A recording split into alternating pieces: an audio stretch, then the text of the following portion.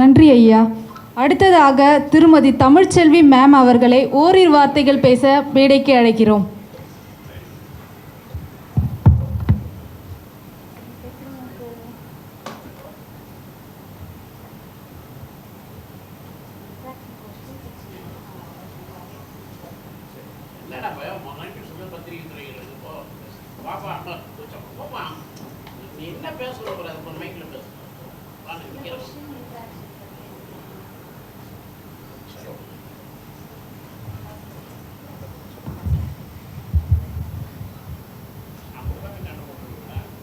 அடுத்ததாக Rajiv Gandhi IAS academy Anna Nagar owner we மூர்த்தி அவர்களை பேச அழைக்கிறோம். Good afternoon friends. முதல்ல பத்திரிகை நண்பர்களுக்கும் சேலம் ஆர்ஆருடைய குழுமத்திற்கு அதனுடைய தலைவர், துணைத் தலைவர், அவங்களுடைய செயலாளர், அவங்க டாக்டர், நண்பர்கள் செந்தில் அண்ட் ராஜா எல்லாருக்கும் என்னுடைய பணிவான வணக்கம். பொதுவாக இந்த 37 இயர்ஸ் ஆஃப் இந்த இண்டஸ்ட்ரியில் சாரோட உழைப்பை பற்றி அவர் சொன்னார். ரொம்ப மகிழ்ச்சியாக இருக்குது சார். நீங்கள் ரொம்ப நல்லா இருக்கணும் சார். அவரோட உழைப்பு இன்னும் ஒரு பக்கம் அவர் தான் இப்படி வளர்ந்த வழியை சொன்னார், வழியோடு சொன்னார். நான் இப்படி எல்லாம் என்னோடய கரியரில் நான் ட்ராவல் பண்ணேன். இன்றைக்கி இந்த இண்டஸ்ட்ரியில் ஒரு 50 பிரான்ச் மேலே கொண்டு வந்திருக்கோம். இன்னும் இன்டர்நேஷ்னல் ஓவர்சீஸ் லெவலில் நான் இதை எஸ்டாப்ளிஷ் பண்ணணும்னு சொல்லிகிட்டு இருக்காரு. உண்மையில் அது ஒரு பாராட்ட வேண்டிய விஷயம். பீங்க ஒரு தமிழ் மண்ணிலேருந்து பிறந்து ஒரு தமிழர் பார்த்திங்கன்னா எல்லாருக்கும் ஒரு வித்தியாசமான ஒரு டிஷ்ஷில் ஒரு ஏழை கூட ஒரு பிரியாணி சாப்பிட இல்லை ஈஸியாக போகக்கூடிய அளவுக்கு இன்றைக்கி பிரியாணியை மிகைப்படுத்தி பார்க்காம எளிமைப்படுத்தி பார்க்குற அளவுக்கு கொண்டு போயிருக்காரு. இந்த கேட்ரிங் காலேஜ் பற்றி அவருக்கு ஒரு ஆசை எப்படி வந்ததுன்னு எனக்கு தெரியல. நண்பர்கள் என்ன Salem RR they want to establish a biryani ஷாப்லேருந்து கேட்ரிங் காலேஜுக்கு வரணும், அது ஒரு மிகப்பெரிய லெவலில் கொண்டு போகணும் அப்படின்ட்டு அவங்களோட ட்ரீம், அவங்களோட விஷன்லாம் ரொம்ப தெளிவாக சொன்னாங்க. கேட்கும்பொழுது ரொம்ப சந்தோஷமாக இருந்தது. எனக்கும் இந்த கேட்ரிங் இண்டஸ்ட்ரிக்கும் எப்பயுமே ஒரு பெரிய ஈடுபாடு உண்டு. மோர் தென் 20 இயர்ஸாக எனக்கு இது மேலே ஒரு தீராத ஆசை உண்டு. பட் எல்லா கேட்ரிங் காலேஜ் இருக்குது, நேஷ்னல் லெவல் இன்ஸ்டிடியூஷன்ஸ் இருக்குது, இன்டர்நேஷ்னல் இன்ஸ்டிடியூஷன்ஸ் இருக்குது, டொமஸ்டிக்காக நிறைய ஹேம்லெட் குக்கிராமம் லெவலில் கூட நிறைய கேட்ரிங் காலேஜஸ் இருக்குது. பட் மற்ற இன்ஜினியரிங் ஸ்ட்ரீமை கம்பேர் பண்ணும்போது, ஆர்ட்ஸ் ஸ்ட்ரீமை கம்பேர் பண்ணும்போது, அல்லது வேறு துறைகள், அது பேராமெடிக்கல் கோர்சஸாக இருந்தாலும் இதெல்லாம் கம்பேர் பண்ணும்பொழுது, including industrial training school, industrial training institute, இதெல்லாம் கம்பேர் பண்ணும்போது எந்த இடத்துல இந்த கேட்ரிங் காலேஜ், அதாவது ஹோட்டல் மேனேஜ்மெண்ட்டு ஒரு மேலோங்கி இருக்குது அப்படின்னு பார்த்தீங்கன்னா, முடித்த உடனே ரெஸ்யூம் கூட பிரிண்ட் எடுக்காமல் கேம்பஸில் பிளேஸ்மெண்ட் பண்ண முடியும்னா அதுக்கு ஒரே ஒரு படிப்பு ஹோட்டல் மேனேஜ்மெண்ட் தான். அந்த தம்பி ஒரு வருஷ கோர்ஸ் படிச்சிருந்தாலும் சரி, இந்த ஒரு வருஷ கோர்ஸ் எல்லாம் நாங்கள் கிராஃப்ட் கோர்சஸ்ன்னு சொல்லுவோம். அதில் ஃபுட் ப்ரொடக்ஷன் சொல்லுவோம், ஃபுட் அண்ட் பீவரேஜ் சர்வீஸ்னு சொல்லுவோம், ஹவுஸ் கீப்பிங் ஆப்ரேஷன் சொல்லுவோம். ஃப்ரண்ட் ஆஃபீஸில் முன்னாடி ஸ்டார் நட்சத்திர ஹோட்டலில் முன்னாடி இருக்காங்களோ, அல்லது விமானத்தில் முன்னாடி இருக்காங்களோ, அல்லது ஒரு இதில் கப்பல் துறையில் முன்னாடி இருக்காங்களோ, இல்லை இண்டஸ்ட்ரீஸில் ஃப்ரண்ட் ஆஃபீஸில் இருக்காங்களோ, நாங்கள் ஃப்ரண்ட் ஆஃபீஸ் மேனேஜ்மெண்ட் சொல்லுவோம். எப்படி அந்த ஃப்ரண்ட் ஆஃபீஸ் ஹேண்டில் பண்ணணுன்ட்டு. அப்படி இந்த front office management, house keeping operation, food production, food and beverage service, அதாவது பீவரேஜ்னு நீங்கள் பெரிய பெரிய ஸ்டார் ஹோட்டல் ரெஸ்டாரண்ட்ஸ் எல்லாம் பார்த்துருப்பீங்க. அதே போல் பேக்கரி அண்ட் கான்ஃபெக்ஷனரி. ஸோ எந்த மாதிரி இந்த மாதிரி பேக்கரியில் இருக்கிற இன்றைக்கி இருக்கிற டிஷ்ஷஸ் பற்றி எல்லாம் பார்த்திங்கன்னா இந்த கோர்சஸ் கிராஃப்ட் கோர்சஸ்லேயே சொல்லிக் கொடுப்போம். அதோடு சேர்த்து டிப்ளமோ கோர்சஸ். எனக்கு ஒரு பட்டய படிப்பு வேணும், எனக்கு ஒரு 2 இயர் ஒரு டிப்ளமோ வேணும்னா அந்த ஒருவேளை அந்த குழந்தைங்கனால அந்த ஃபீஸ் கட்ட முடியும் sir, they can go for diploma courses. அந்த டிப்ளமோ கோர்ஸுங்கிறது ஒரு 4 செமஸ்டருக்கும் 2 இயர்ஸ்க்கு. அதோடு சேர்த்து BSc hotel management. So BSc hotel மேனேஜ்மெண்ட்டுங்கிறது அது ஒரு கிராஜுவேஷன், ஒரு 3 இயர்ஸ் பிஎஸ்சி ஹோட்டல் மேனேஜ்மெண்ட். அதே போல் பிஎஸ்சி ஹோட்டல் மேனேஜ்மெண்ட்டில் ஹாஸ்பிட்டாலிட்டி மேனேஜ்மெண்ட் ஒரு கோர்சஸ், இதெல்லாம் நாங்கள் இந்த வருஷம் இன்ட்ரடியூஸ் பண்ணுறோம். ஸோ முதல்ல இந்த கிருஷ்ணகிரியில் ஒரு பிரம்மாண்டமான ஒரு மோர் தென் ஒரு 20,000 ஸ்கொயர் ஃபீட்டில் ஒரு பில்டிங்கில் ஃபஸ்ட் டைம் பார்த்திங்கன்னா ஒரு இன்டர்நேஷ்னல் ஸ்டாண்டர்டு லேபரட்டரிஸ், அதாவது ஒவ்வொரு ஆப்ரேஷன்ஸுக்குமே ஃப்ரண்ட் ஆஃபீஸுக்கும், ஹவுஸ் கீப்பிங்க்கும், ஃபுட் ப்ரொடக்ஷனுக்கும், ஃபுட் சர்வீஸ்க்கும் ஒரே நேரத்தில் ஒரு 200 மாணவர்கள் ட்ரைனிங் பண்ணுறக்கூடிய அளவுக்கு இதை நாங்கள் இப்போ உருவாக்கியிருக்கிறோம். ஸோ இப்போ அட்மிஷன்ஸ் இப்போ ஸ்டார்ட் பண்ணுறோம். இன்றைக்கு இந்த இனாகரல் பண்ணுறது என்னென்னா, இந்த ப்ரெஸ்ஸுடைய பிளஸ்ஸிங்ஸோட, எல்லா பத்திரிகை நண்பர்களோட பிளஸ்ஸிங்ஸோட எல்லா யூடியூபர்ஸோட பிளஸ்ஸிங்ஸோட இவ்வளோ நாள் கடந்த 37 வருஷமாக எப்படி அவருக்கு மிகப்பெரிய சப்போர்ட் கொடுத்துருந்தீங்களோ இன்றைக்கி அவர் கைகளால் உருவாக்கப்படுகிற இந்த சேலம் ஆர்ஆர் ஹோட்டல் மேனேஜ்மெண்ட்டுக்கும் அதே ஈக்குவல் பிளஸ்ஸிங்ஸ் இருக்குது. இதுவும் அடுத்த கட்ட நாங்கள் எப்படி அடுத்த வருஷம் 36 பிரான்ச்சஸ் கொண்டு போகணும்னு நினைக்கிறோமோ அதுக்கு உங்களோட சப்போர்ட்லாம் தேவை. ஸோ இந்த இண்டஸ்ட்ரியை பொறுத்த வரைக்கும் தமிழ்நாட்டில் படிக்கிற எல்லா ஸ்டூடெண்ட்ஸ் எதர் யார் இன் 10th ஸ்டாண்டர்ட் லெவலில் இருந்தாலும் சரி அல்லது 12th ஸ்டாண்டர்ட் லெவலில் இருந்தாலும் சரி, சிபிஎஸ்சியில் படிச்சிருந்தாலும் சரி அல்லது மெட்ரிகுலேஷனில் படிச்சிருந்தாலும் சரி, தமிழ் வழியில் படிச்சிருந்தாலும் சரி அல்லது வேறு லாங்குவேஜில் வேறு ஸ்டேட்டில் படிச்சிருந்தாலும் சரி, ஹோட்டல் மேனேஜ்மெண்ட் ட்ரஸ்ட்ஸுக்கு பொறுத்த வரைக்கும் 10th கம்ப்ளீட் பண்ணியிருந்தாலே போதும், அதே மாதிரி 12th கம்ப்ளீட் பண்ணியிருந்தாலே போதும்.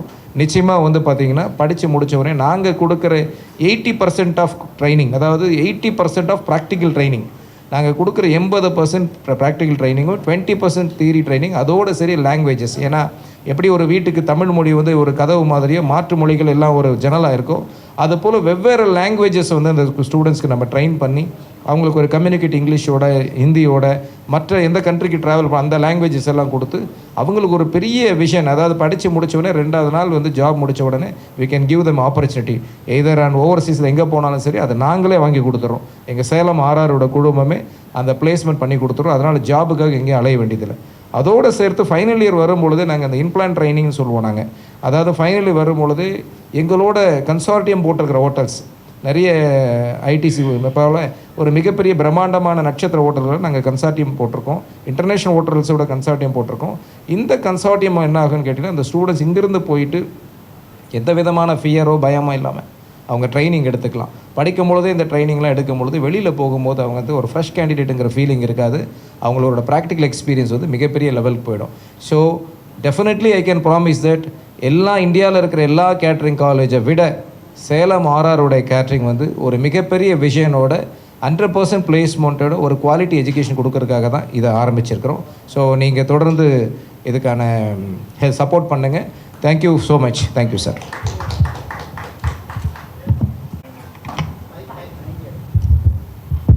Thank you for coming. சேலமோட ரெஸ்டாரண்ட் வந்து சென்னையில் வந்து ரெஸ்டாரண்ட்டாக மட்டும் இருந்தோம்.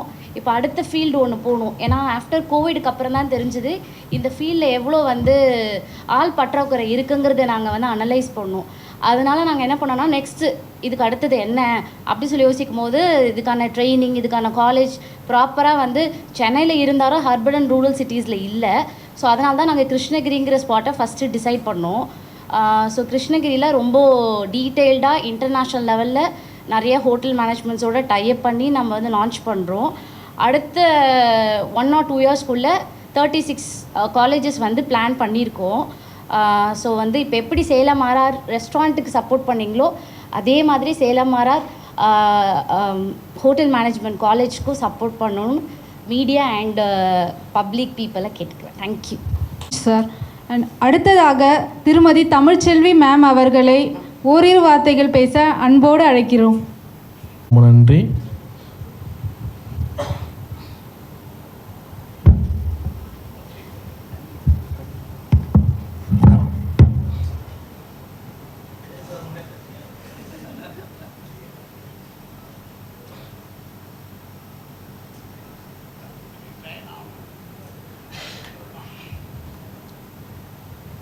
நாங்கள் இப்போதைக்கு ஹோட்டல்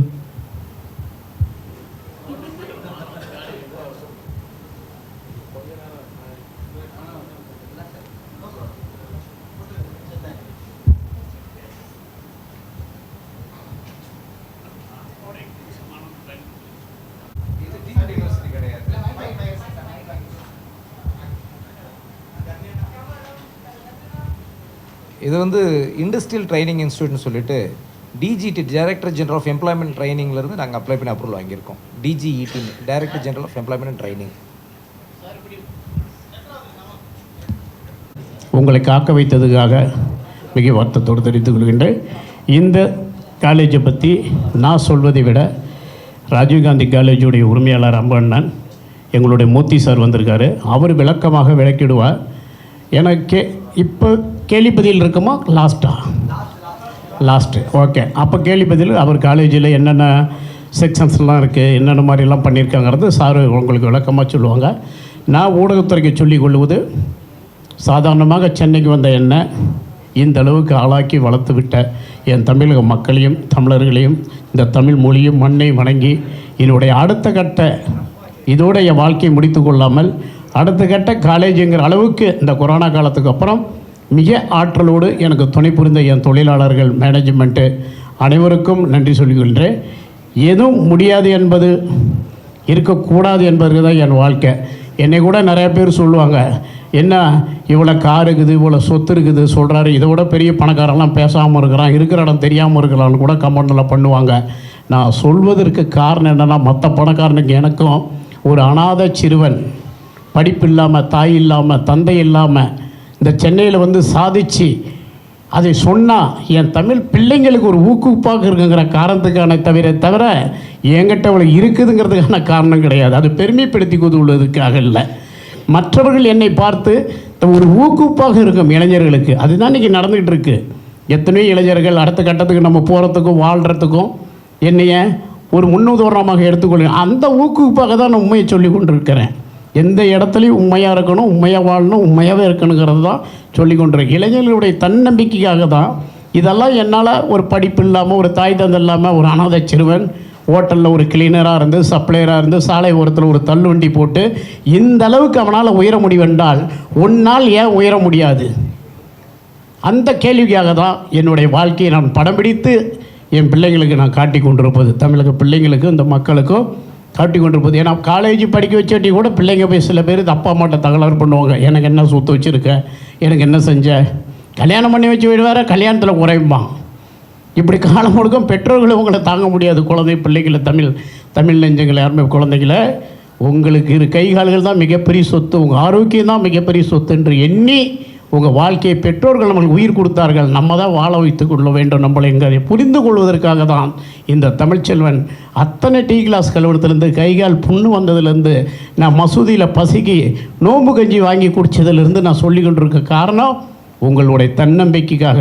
எளிமையும் இருக்கணும், சைப்புத்தன்மை இருக்கணும், பொறுமை இருக்கணும், அதே நேரத்தில் வேகம் இருக்கணும். அந்த வெற்றியின் அடையாளத்தை நோக்கி உன் சிந்தனைகள் பயணிக்கணுங்கிறதுக்காக தான் இத்தனை போராட்டங்களை நான் கையில் எடுத்து இந்த மண்ணுக்கும் மொழிக்கும் உங்கள் கூட பிறந்ததுக்கு உங்களுக்கு கைமாறாக நான் வாழ்ந்து கொண்டிருக்கின்றேன்.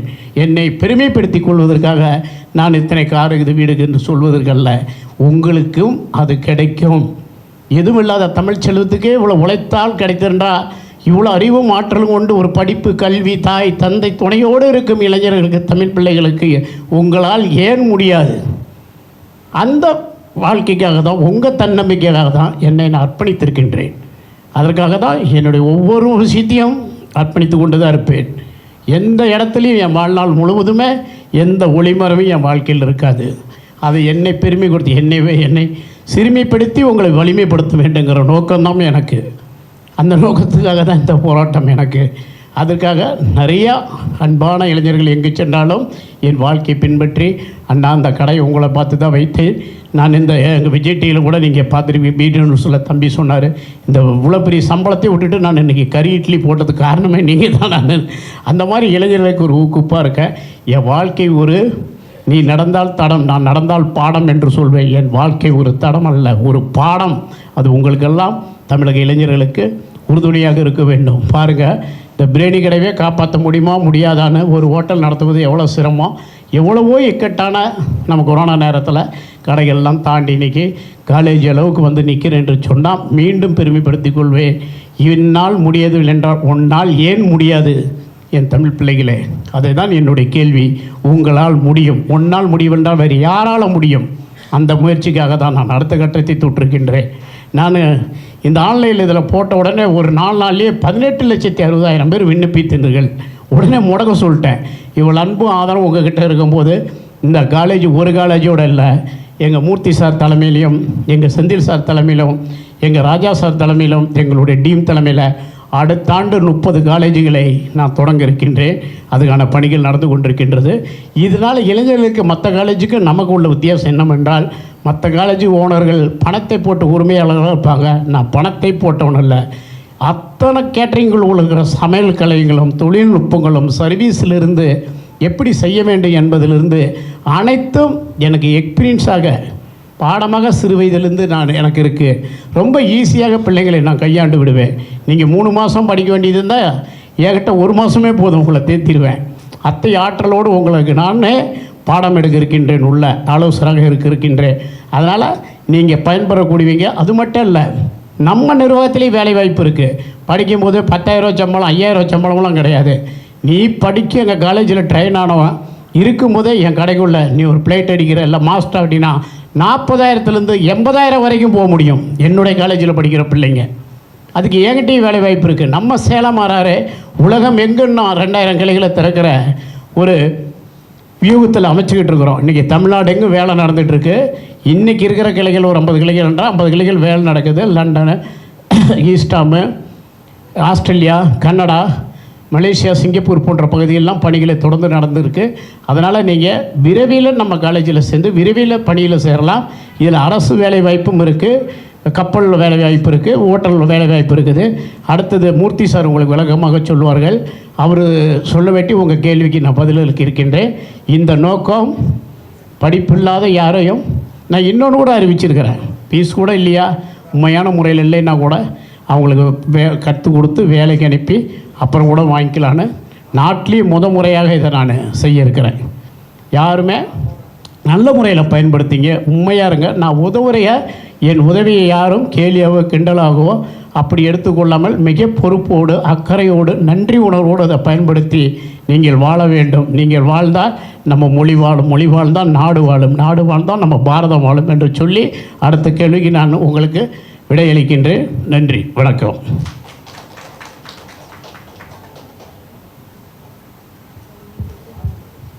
ஸோ இதில் வந்து director general of employment and training, இதில் வந்து நாங்கள் நிறைய ஸ்கில் ட்ரைனிங்லாம் பண்ணி கொடுப்போம் ஸ்டூடெண்ட்ஸ்க்கு. இது நாட் ஓன்லி காலேஜ் சேர்றவங்க மட்டும்தான் இதை படிக்கணுன்றது கிடையாது.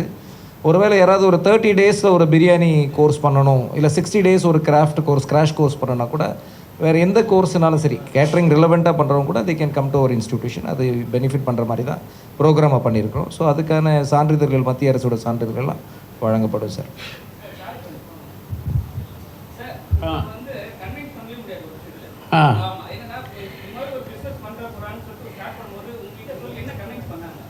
இல்லை நான் தான் அவங்கள கன்வின்ஸ் பண்ணேன், இதை நம்ம பண்ணியே தீரணும் அப்படின்னு. அது ஏன் காரணம்னு கேட்டிங்களா, என் மேலே எனக்கு ஒரு வெறி உண்டு. எனக்கு தெரிஞ்ச இந்த ஆற்றல் எல்லா பிள்ளைகளுக்கும் போய் சேர்ந்தால் எப்படி இருக்குங்கிறது, அது எப்படி கொண்டு போகணும். இப்போ என்கிட்ட வந்தால் என் ஹோட்டலில் இருக்கிற மாஸ்டர்ஸ் யாருமே வந்து வெளியில் வேலை பார்த்தவங்க கிடையாது. என்கிட்ட வெங்காயம் ஒலிக்க வந்தவங்க, பரோட்டா போட வந்தவங்க தான் இன்றைக்கி ஆர்ஆருடைய மாஸ்டராக இருக்காங்க. இப்போ இவங்கள ட்ரெயின் பண்ணேன். இன்றைக்கி நல்ல ஒரு சேலரியில் பிள்ளைங்க எல்லாம் வீடு கட்டி இப்போ தன்னோட அக்கா தங்கைகள்லாம் கட்டி கொடுக்குற அளவுக்கு நல்ல ஒரு வருமானத்தை அவங்களுக்கு ஈட்டு கொடுத்தேன். இதை நாடு முழுவதும் ஏன் கொடுக்கக்கூடாது? அப்போ எனக்கும் பற்றாக்குறை ஏற்படுது. நான் வெளிநாட்டில் என்கிட்ட கிளை எடுக்கிறவங்களும் சரி, வெளி மாநிலங்கள் எடுக்கிறேன், அவங்க கேட்குற ஒரே கேள்வி தான், சார் ஆள் கொடுப்பீங்களா, சேலம்ல இருந்து லேபர் கிடைக்குமா? பணம் போட எல்லாம் தயாராக இருக்கிறாங்க என்கிட்ட. எல்லோருக்கும் நிர்வாகம் தெரியல, பணம் இருக்குது, ஹோட்டல் நடத்த தெரியல. நானே சொல்லுவேன், ஹோட்டல் நடத்த தெரியாமல் ஒருத்தன் ஹோட்டல் நடத்தவே கூடாதுன்னு, அது தற்கொலைக்கு சமம்னு சொல்லுவேன். எவனையாவது கொல்லணும்னா அவன் வெட்ட வேண்டியதில்லை, ஒரு கடையை போட்டு கொடுத்தா அவனே செத்துருவான் தெரியாதவனுக்கு. அவனோட டென்ஷனான ஒரு தொழில். எத்தனை பேர் தற்கொலைக்கு போயிருக்கிறாங்க, வெளியே தெரியாது. எனக்கு தெரியும், சேலம் மரம் நடத்திட்டு கூட அத்தனை கடைகளுமே அடுத்தவங்க நடத்தின கடை தான் நான் டேக் ஓவர் பண்ணி போர்டை மட்டும் மாற்றிட்டு நடத்திட்டு இருக்கிறேன். அதனால தான் ஒவ்வொரு கடை ஒவ்வொரு டிசைனில் இருக்க காரணம், அந்த நடத்த முடியாமல் விட்டுட்டு போன கடை எடுக்கிற வசி எனக்கும் பேமெண்ட்டு கம்மியாக இருக்குது, அவங்களையும் காப்பாற்றி விட்றேன். அதனால் இந்த ஹோட்டல் நடத்த தெரியாது, நடத்தக்கூடாது. இப்போ எல்லாருமே ஆள் கேட்குறாங்க, சார் ஆள் கிடைக்குமா, லேபர் கிடைக்குமா? மாஸ்டர் கிடச்சிட்டா சேலாராருக்கு 5000 கடை உலகம் முழுது இப்போ உடனே போடலாம். ஆட்கள் இல்லை, உணவு தொழிலில். பிரியாணிங்கிறது நெருப்பில் நெந்து மிஷின் கிடையாது. அது சில வெங்காயம் வெட்டுற மிஷின், தக்காளி வெட்டுற மிஷின் தான் இருக்குமே தவிர தம்மு மசாலா அடித்து போடுவது ஒரு மனிதனால் தான் முடியும். அதனால தான் உலகம் எங்குமே பிரியாணி மட்டும் இருக்காது, மற்றது பீஸா இங்கே ஈஸியாக கிடைச்சிடும், எல்லா ஃபுட்டு கேக்கு கிடைக்கும், சாக்லேட் கிடைக்கும் ஃபாரினில். பிரியாணினா நம்ம ஆளுங்களை விட்டால் வேறு யாராலையும் வெள்ளைக்காரனாலாம் போடவே முடியாது. ஆனால் அவ்வளோ ஹார்ட் ஒர்க்கான விஷயம் அது. அதை நம்ம கையில் எடுத்து நம்ம பிள்ளைங்களுக்கு கற்றுக் கொடுத்து வெளிநாட்டில் போய் நல்லபடியாக இருக்கட்டுமே. என்ன சொல்கிறீங்க? சொல்லுங்கள். வெளிநாட்டுக்கு போய் இங்கே இருக்கிற சம்பளத்தோடு உங்களுக்கு கூட கிடைக்கும் 1, கிளைகளை கேட்குறவங்களுக்கு ஆட்கள் கிடைக்கும் 2. நான் கற்றிருந்த தொழில் இந்த சுவையை நீங்கள் மட்டும் சாப்பிட்டுட்டு இருக்கிறத நாளைக்கு உங்கள் புள்ள சாப்பிட்ணும், உங்கள் பேரன் சாப்பிட்ணும், உங்கள் கொள்ளு பேரன் சாப்பிட்ணும். இதுதான் அதோடைய நோக்கம்.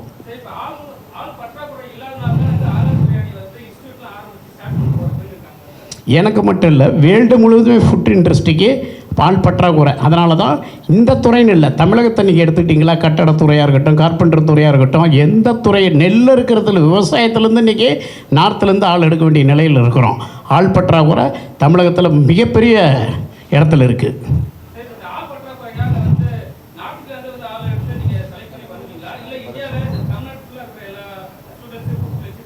மூர்த்தி சார் அதுக்கு பதிலளிக்கிறாரு. காலேஜ் உரிமையாளர்கிட்டே கொடுப்போம்.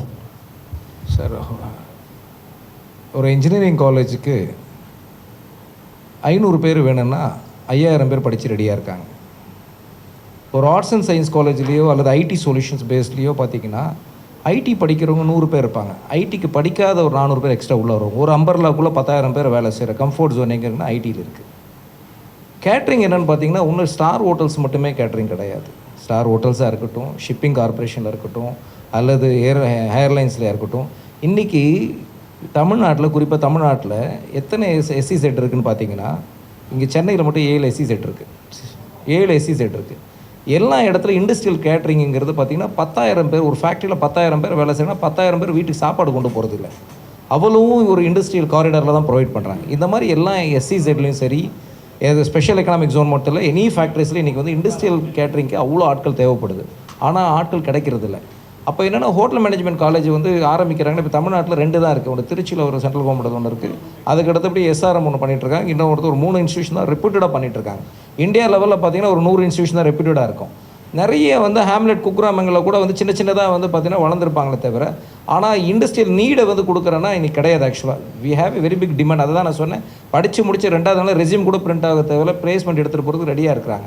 ஆட்கள் அவ்வளோ டிமாண்ட் இருக்குது. ஏன்னா மேக்ஸிமம் ஃபேக்ட்ரியில் வேலை செய்கிறவங்கலேருந்து எந்த துறையில் இருந்தாலும் இன்றைக்கி எல்லா இடத்துலையும் அவங்களே ஃபுட்டை ப்ரொவைட் பண்ணி 12 hours ஜாப் கொடுக்குன்றதுக்காக என்னென்னா இன்றைக்கி ஒர்க்மேன்ஷிப் அதிகமாக தேவைப்படுறதுனால we need people for catering. அதனால தான் என்னென்னா அவங்களுக்கு பணம் இல்லைனாலும் படிக்க வைக்கலான்னு சொல்கிறோம். ஏன்னா அவ்வளோ தேவைப்படுது. ஸோ நம்ம ஒன்றும் வந்து நம்ம ஒரு 20% ஃப்ரீயாக பண்ணால் கூட 80% கமர்ஷியலாக தான் பண்ண போகிறோம். ஆனால் என்னென்னா we can give that affordable காஸ்ட்டில் கொடுத்து பெட்டர் எஜுகேஷன். அது தமிழ்நாட்டில் படிச்சிருந்தாலும் எந்த ஊரில் படித்தா என்ன, அது ஒரு பிரச்சனையே கிடையாது. Let them come to our institution, we can give them a better education.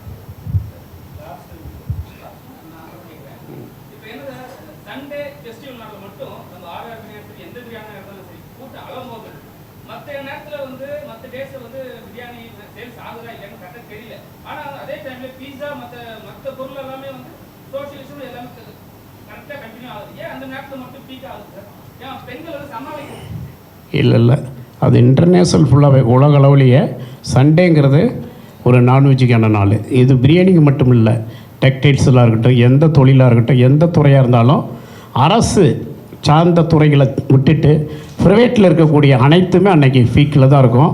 ஒரு பத்திரிகையாளர் நீங்கள் இப்படி கேட்டது எனக்கு ஆச்சரியமாக இருக்குது. இல்லை, அது வந்து ஹாலிடே நாள். ஹாலிடே நீங்கள் சனிக்கிழமை நைட்டு கொண்டாடுவாங்க.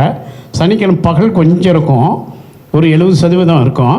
ஞாயிற்றுக்கிழமை அது 100% மாறிக்கும். திங்கக்கிழமை மறுபடியும் நார்மல் ஆகிடுவாங்க. இது நீங்கள் வெள்ளிக்கிழமை எடுத்துட்டிங்களா கொஞ்சம் ஸ்லோவாக இருப்பாங்க, செவ்வாய்க்கிழமை ஸ்லோவாக இருக்கும். ஒரு நான்வெஜ் பிஸ்னஸ்ஸுங்கிறது புதன், வியாழன், சனி, ஞாயிறு 4 days தான். வெஜிடேரியனுக்கு எல்லா நாளுமே ஆவரேஜாக இருக்கும். இதுதான் காரணம். ஞாயிற்றுக்கிழமைங்கிறது நீங்கள் பார்த்துருவீங்க, அது கோழி கடை பார்த்துருக்கலாம், பிரியாணி கடை மட்டுமே ஏன் பார்க்குறீங்க? கோழி கடைக்கு போங்க, நீங்கள் கறி கடைக்கு போங்க, எல்லா இடத்துலையும் கியூ இருக்க தான் செய்யும். அது வந்து உலகத்தில் ஒரு நான்வெஜ்ஜுக்கான நாள், கொண்டாடக்கூடிய ஒரு டே. நான்வெஜ்ஜுடைய டேன்னு ஒரு டே இருந்தால் அது சண்டே.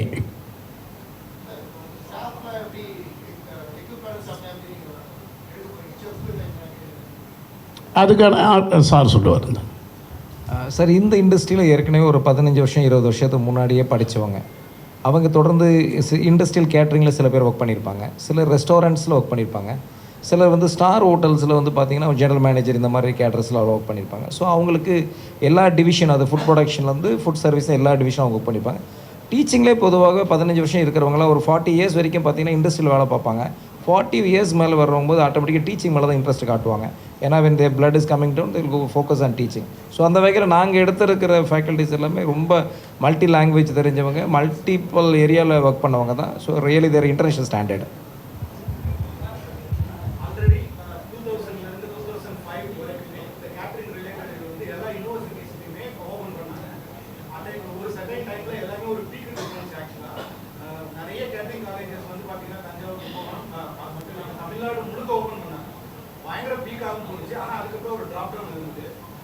இப்போ நீங்க ஆரம்பிச்சிருக்கீங்க சேலம் ஆர்ஆர் பிரியாணி கேட்டரிங் காலேஜுக்கும் அந்த கேட்டரிங் ரிலேட்டட் கோர்சஸ்க்கும் என்ன சிலபஸ் லெவலில் என்ன டிஃபரன்ஸ் இருக்கு, என்ன மாதிரியான infrastructure and educational changes upgrade பண்ணி நீங்கள்? ஸோ பாயிண்ட் நம்பர் 1 சார், இங்கே 2012 வரைக்கும் பார்த்தீங்கன்னா engineering was in a capitation of 5 to 10 lakh rupees. Then it has come down. Now polytechnic is in the boom. இன்றைக்கி இப்போ அதே போல் data science and artificial intelligence இன்றைக்கி பூமில் இருக்குது. ஸோ இன்றைக்கி டிமாண்ட் என்ன, இன்னைக்கு டிமாண்டாக இருக்கும். ஒரு கொஞ்ச நேரம் கழிச்சு முதல்ல வந்து மெக்கானிக்கல் ஒரு பெரிய டிமாண்ட் இருக்குது. மெக்கானிக்கலுக்கு சப்வேஸ் பார்த்தீங்கன்னா அங்கே பிரான்ச்சஸ் வந்து மெக்கானிக்கல் அண்ட் ப்ரொடக்ஷன்லாம் வந்தாங்க. ஸோ இப்படி ஏரியா வைஸ் எலக்ட்ரிக்கல் வரும்பொழுது எலக்ட்ரானிக்ஸ் பூம் ஆயிருந்தது சில நேரத்தில். இன்றைக்கி வந்து பார்த்திங்கன்னா இந்த கோவிடில் பார்த்தீங்கன்னா செமிகண்டக்டருக்கு வந்து இவ்வளோ எலக்ட்ரானிக்ஸ் இன்ஜினியர்ஸ் இருந்து கூட we were in the need of semiconductor manufacturing, multi-layer ceramic capacity manufacturers நம்ம தேவைப்பட்டு அலைஞ்சோம். ஏன்னா இருக்கிறது 3 கண்ட்ரி தான் மோனோபோலியாக இருக்காங்க. ஒன்று டைவான், ஒன்று சவுத் கொரியா அண்டு ஜப்பான். இந்த 3 பேர் தான் மோனோபோலியாக இருக்காங்க. பட் பெரிய டிமாண்ட் அண்ட் சப்ளை பண்ண முடியல. அப்படி எப்படி இன்ஜினியரிங்க்கு இந்த மாதிரி ஒரு டிமாண்டோ, ஐடி சொல்யூஷனுக்கு ஒரு டிமாண்ட் இருந்ததோ, சிவில் இன்ஜினியரிங்க்கு ஒரு டிமாண்ட், ப்ரெசென்ட் சுச்சுவேஷன் எங்கே இப்போ பார்த்தீங்கன்னா சிவில் இன்ஜினியரை விட ஆர்கிடெக்சருக்கு ரொம்ப டிமாண்ட் இருக்குது. ஆர்கிடெக்சரை விட பார்த்தா ஸ்ட்ரக்சர் இன்ஜினியருக்கு ஒரு டிமாண்ட் இருக்குது. ஸோ டிமாண்ட்ஸ் வந்து ஏன்னா இப்போ பெரும்பாலும் வீடு கட்டுறதுக்கு எல்லாருமே ஒரு மேஸ்திரி கூட பிளான் போட்டுறாங்க. ஆர்கிடெக்சருக்கு ஆள் தேவைப்படுது, ஸ்ட்ரக்சருக்கு ஆள் தேவைப்படுது.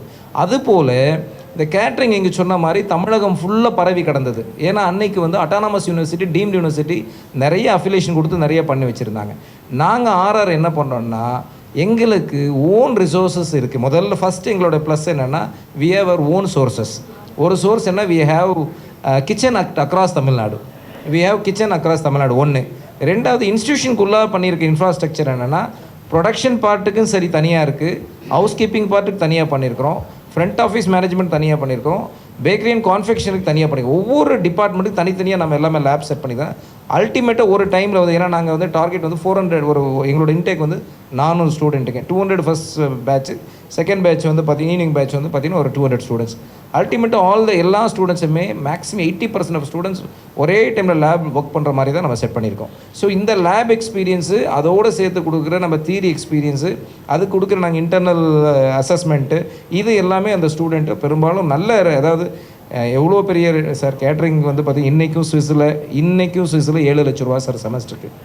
இன்றைக்கும் கேட்ரிங் காலேஜ் வந்து லண்டனில் MBA பண்ணுறவங்கள சார்ஜை விட வந்து கேட்ரிங் காலேஜுக்கு சுவிஸில் படிக்கிற பசங்க, யூகேயில் படிக்கிற பசங்க 30 லட்ச ரூபா பேக்கேஜ் கொடுத்து படிக்கிறாங்க. இன்றைக்கும் ஹையஸ்ட் பே வந்து நீங்கள் எல்லா இண்டஸ்ட்ரி ஐடி ஃபீல்டுக்கு ஈக்குவலாக சம்பளம் கொடுக்குற ஒரே துறை வந்து பார்த்திங்கன்னா கேட்ரிங் தான். நீங்கள் வந்து சார் சொன்னார் ஒரு மாஸ்டருக்கு என்னால் 40,000 80,000 கொடுக்க முடியும். நான் சொல்கிறது இன்னும் ஒரு படி மேலே போங்க, ஓவர்சீஸ்க்கு போங்க, இன்னும் ஒரு படி நட்சத்திர ஒரு 10 ஸ்டார் ஹோட்டல் போங்க, ஒரு 7 ஸ்டாருக்கு போங்க, 5 ஸ்டார் போங்க, அப்படி இன்னும் மேலே போங்க. செஃப்போட டிமாண்டு பெருசாக இருக்குது. ஏன்னா செஃப்பை நம்பி மட்டும்தான் எல்லா ஹோட்டல்ஸுமே இயங்கிட்டு இருக்கு. எத்தனை 1000 கோடி போட்டாலும் முழுக்க செஃப்பை நம்பி மட்டும் தான் இயங்கிருக்கு சார். அது மட்டும் இல்லை, எங்கள் காலேஜில் என்ன டிஃப்ரெண்ட்டு என்ன ஒத்தவரியில் கேட்டால், நான் முதலாளி கிடையாது, நானே ஒரு செப்பு தான். ஒரு செப்பு உருவாக்குறாரு, இதுதான் உண்மை. நான் பணம் போட்ட முதலாளி கிடையாது, நீங்கள் புரிஞ்சுக்கணும். முதல் தொழிலாளியே அந்த காலேஜுக்கு நான் தான், சரிங்களா? அதை நீங்கள் உணர்ந்துக்கணும். எந்த காலேஜுக்கும் இல்லாத ஒரு எக்ஸ்பீரியன்ஸை என் பிள்ளைகளுக்கு ஒரு ஆற்றலாக, அவனுக்கு எப்படி சொன்னால் அவன் ஏற்றுக்குவாங்கிற நுணுக்கம் எனக்கு தெரியும். ஒரு விஷயத்தை நம்ம சொல்கிறதுல தான் இருக்குது. நான் ஒரு தாபாவில் சாப்பிட்டுட்டு இருந்தேன், கொஞ்சம் ரசம் வைப்பான்னு சொன்னேன். ரசமா அப்படின்னு அதிர்ச்சி ஆகிட்டான். என்னடா இவ்வளோ அதிர்ச்சி ஆகிட்டிங்க? என்ன ரசம் எப்படி சார்னா? அது ஒன்றும் இல்லைப்பா, இந்த தக்காளி பழத்தை பிழிஞ்சிக்க, இந்த மிளகு சீரகத்தை பூண்டெல்லாம் ஒன்றா போட்டு இடி, இந்த பச்சை மிளகம் போட்டு இடிச்சிக்க, அப்படியே சூடு பண்ணி எடுத்து வைப்பானே. இந்த சொல்கிற விதத்தில் போனால் உடனே எடுத்து வந்துட்டான். இதுவே நம்ம அவனை என்னப்பா ரசம் வைக்க தெரியாதா, முன்ன தக்காளி எடுத்துக்க, பூண்டை எடு, மிளகு எடு, சீரகத்தை எடு, பச்சை மிளகா எடு, அதுக்கப்புறம் அதை ஒன்றா போட்டு இடித்து தனித்தனியாக எடு, அடுப்பை பற்ற வை, சூடு பண்ணு, எண்ணெய் ஊற்று, தக்காளியை போடு, முன்ன தக்காளி வதக்கு, இப்படி சொல்லியிருந்தால் நிச்சயமாக ரசம் வச்சுருக்க முடியாது. ஆமாம், அந்த சொல்கிற நுணுக்கு, அட போப்பா எல்லாத்தையும் இடித்து கொதிக்க வச்சு எடுத்து வைப்பா போப்பான்னே 10 நிமிஷத்தில் எடுத்துகிட்டு வந்துட்டான். இந்த நுணுக்கம் என்கிட்ட இருக்குது. அந்த பிள்ளைகளை எப்படி, ஏன்னா அந்த எக்ஸ்பீரியன்ஸ் என் ரத்தத்தில் உங்களுக்கு தெரிஞ்சிருக்கும். அந்த உணவுத்துறை விட்டால் எனக்கு வேறு எதுவும் தெரியாது. தெரியாதுங்கிறதுக்காகவே நான் சினிமா எடுத்துவேன், தெரிஞ்சுக்கணுன்னு. தெரியாதுங்கிறதுக்காகவே நடித்தோம், நம்மளும் நடிக்கணும்னு. தெரியாதையும் நான் செஞ்ச போது தெரிஞ்ச என் தொழிலை எப்படி செதுக்குவேன் என் பிள்ளைகளை நான். புரிதுங்களா? அந்த நுணுக்கம் எனக்கு தெரியும். எப்படி தட்டி கொடுத்தா அவங்க வேலை செய்வாங்க. அப்துல் கலாம் ஐயா சொல்லுவார், எல்லா வகையிலையும் அவனை அவமானப்படுத்தி விட்டு மறுபடியும் அவன்கிட்ட நன்மை எதிர்பார்த்தா நடக்குமான்னு. நான் அந்த அப்துல் கலாம் ஐயாவுடைய வார்த்தையை படித்தவன். அதனால் அந்த பிள்ளைகளை அவ்வளோ அழகாக கொண்டு போய் சீக்கிரம் அவங்கள ஒரு அறிவு ஆற்றலாக கொண்டு வர முடியும். ஒரு தள்ளுவண்டியை இவ்வளோ பெரிய சாம்ராஜ்யம் ஆக்கியிருக்க முடியுமாங்கிறது உங்களுக்கு உணர்ந்தது விஷயம் தானே. எத்தனை பேரை நான் வளர்த்துருப்பேன், எத்தனை பேரை கரம் பிடிச்சி கை பிடிச்சி எப்படி கொண்டு வந்திருப்பேன். அந்த வேலையை தான் இன்றைக்கி காலேஜுக்குள்ளே நான் தொடங்க போகிறேன். இது சிறிய ஒரு வட்டத்துக்குள் அடங்காமல் மிகப்பெரிய தமிழ்நாட்டில் ஒரு தாக்கத்தை மாணவர்கள் மத்தியில் ஏற்படுத்த வேண்டும் என்பது தான் என் நோக்கம். மற்ற காலேஜுக்கு நம்ம காலேஜுக்குள்ள விஷயம் அதுதான். இங்கே ஒரு முதலாளி கிடையாது, ஒரு தொழிலாளி உள்ளே போகிறார் காலேஜுக்குள்ளே.